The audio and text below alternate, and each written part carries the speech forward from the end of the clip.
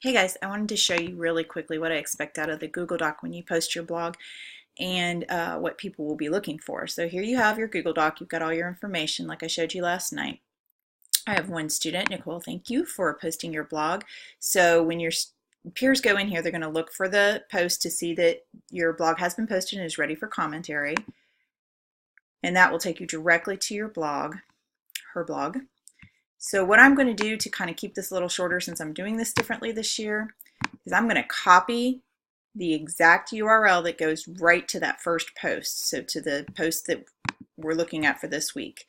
Instead of posting the big URL, you're going to write something else. I kind of like her title, so I'm going to put in the beginning because this is her first post and that's how she named it or titled the first part of her post. Just to kind of keep it shorter, make it a little bit easier for us to see in that column. So then I'm going to click up here at the top where it's got an insert link. And you're going to click where the link is and paste that URL. So you can see the URL is a little bit longer than her title that I have here. So, and her title it was in the beginning plus a little bit more, but I just put the first part so that you can see, and it might get you a little more interested in looking at what she has to say in her blog. I'm going to apply that. And then as you can see, there is a link connected to that. See how that's a little bit shorter. And once we get that in there, it'll click and go right to her blog again.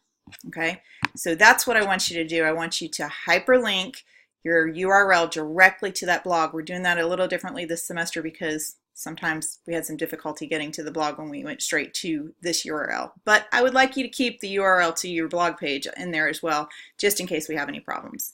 So that's what we're looking for. Make sure you do that and look to see who you want to comment on. Eventually this whole column will be full, and you are welcome to comment on whoever you would like, looking at their information. The other thing I want you to make sure you do is if you ever make a mistake in this page, please make sure to go to edit and undo it if you made a mistake.